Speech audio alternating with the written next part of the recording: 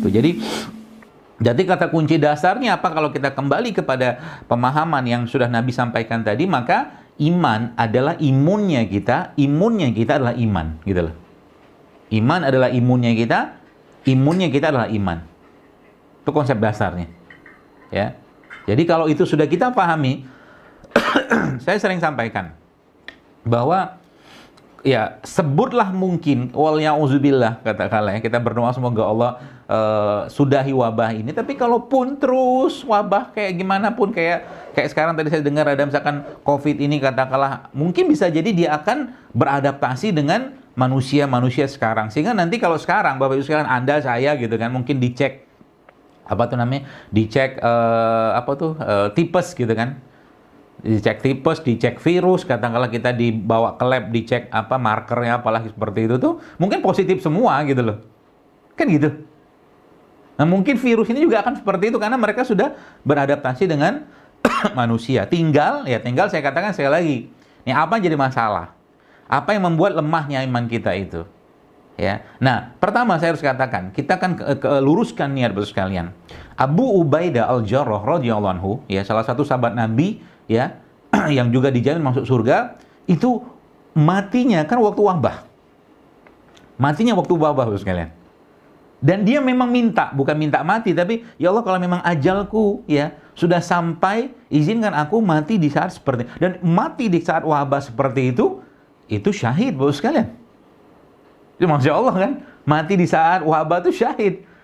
Ya, tapi lagi saya katakan, luruskan niat ya. Ya Allah, kuatkan badanku. Misalkan Anda datang ke rumah sakit, dalam hati saja niatkan untuk nolong orang, bantu orang, dan kuatkan diri Anda dengan iman, ya. Kuatkan diri Anda dengan iman. Artinya apa?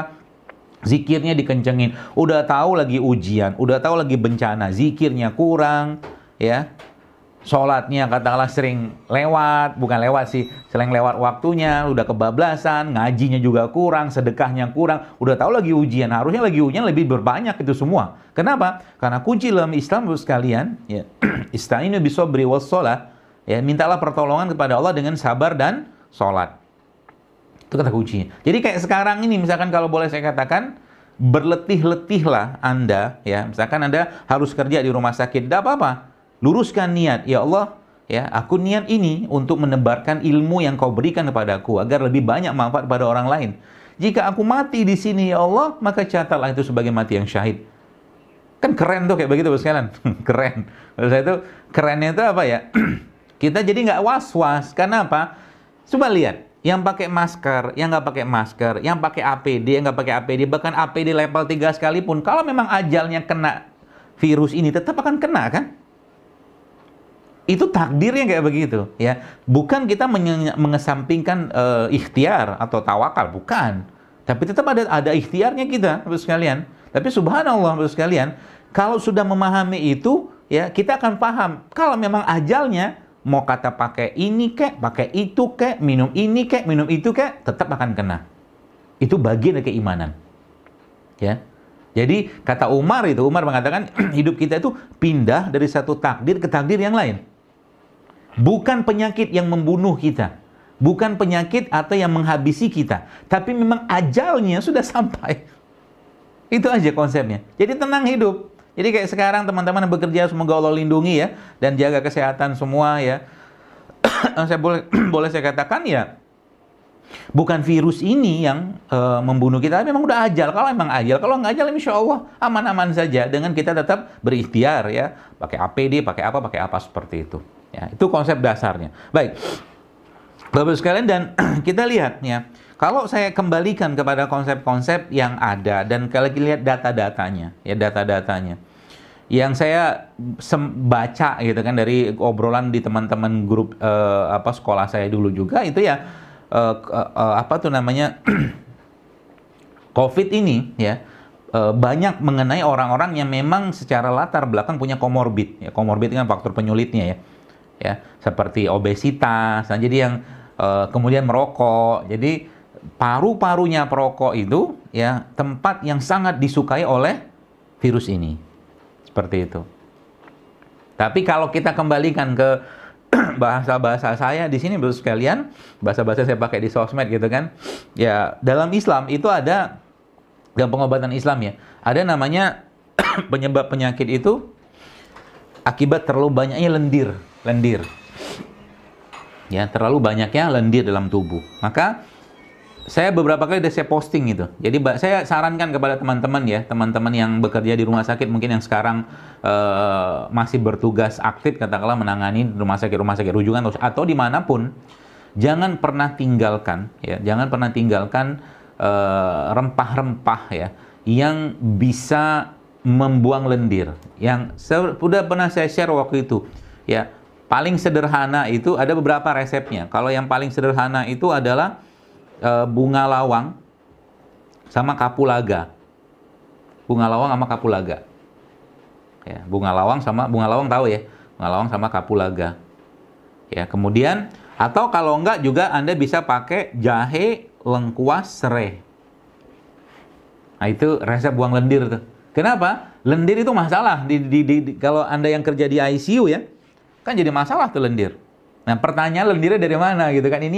Ini yang sering-seringnya itu orang nggak aware gitu kan. Ya lendir yang muncul dari makanan-makanan yang bersifat dingin atau lembab. Ya, salah satunya minyak-minyakan. Jadi kalau mau kerja di rumah sakit, katakanlah mungkin di klinik, saran saya jangan coto Makassar dulu lah. Jangan coto Makassar dulu. Kenapa coto? Coto kan ada santannya. Ya, coto ada minyaknya juga. Ya, makan dikit, nanti pulangnya aja ya. Sebab nanti muncul lendir dari situ. Udah coto Makassar tambah lagi dengan nasi. Nasi juga lembab lagi, dingin lagi. Ya.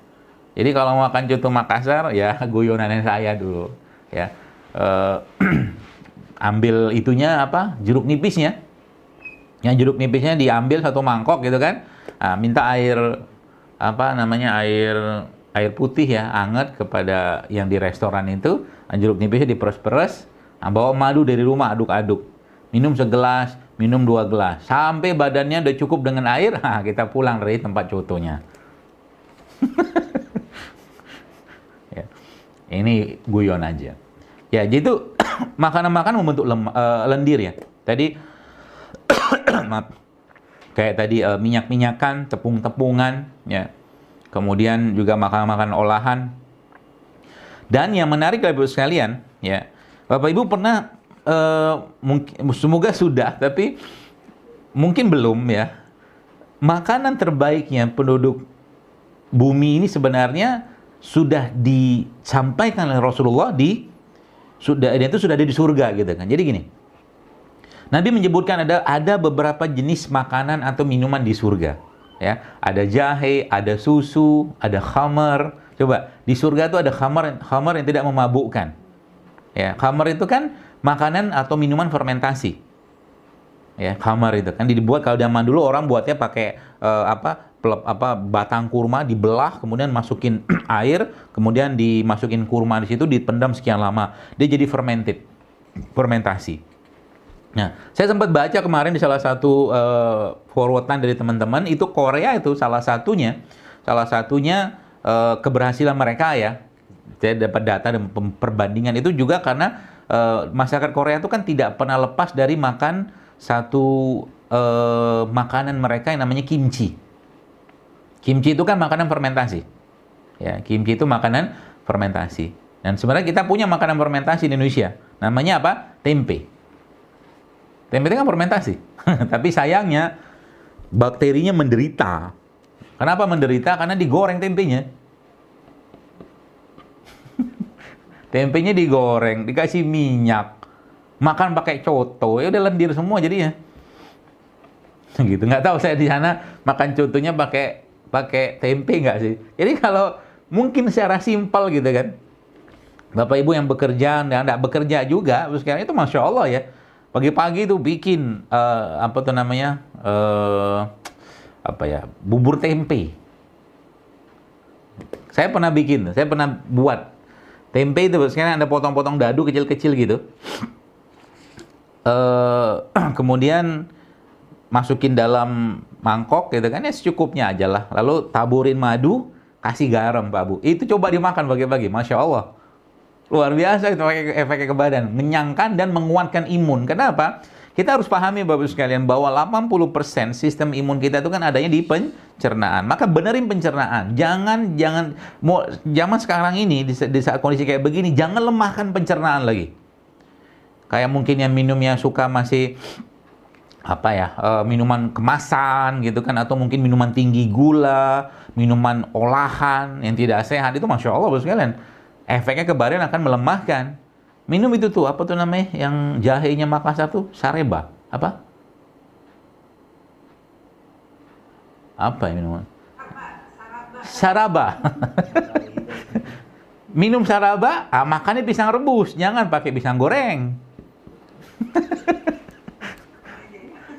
Iya kan? Saraba, oh itu Masya Allah sekalian, luar biasa itu. Ya, jadi, tapi sarabanya itu jangan pakai kental manis ya. Pakainya gula aren, pakai madu. Sana kan pakai kental manis itu, Pantai Losari itu. Pakai santan juga, Dok. Kenapa? Ada pakai santan juga. Wah, pakai santan oke. Santan, coba baca penelitiannya, itu bagus sekali Bapak sekalian. Asal jangan dipanaskan. Kalau Anda pernah lihat dalam postingan saya namanya Golden Turmeric Latte. Golden Turmeric Latte ini pakai santan. Pakai santan, pakai kunyit. Nanti bisa Anda pakai. Itu salah satu minuman terbaik untuk pencernaan. Jadi santan itu saya pernah share waktu itu saya posting ya.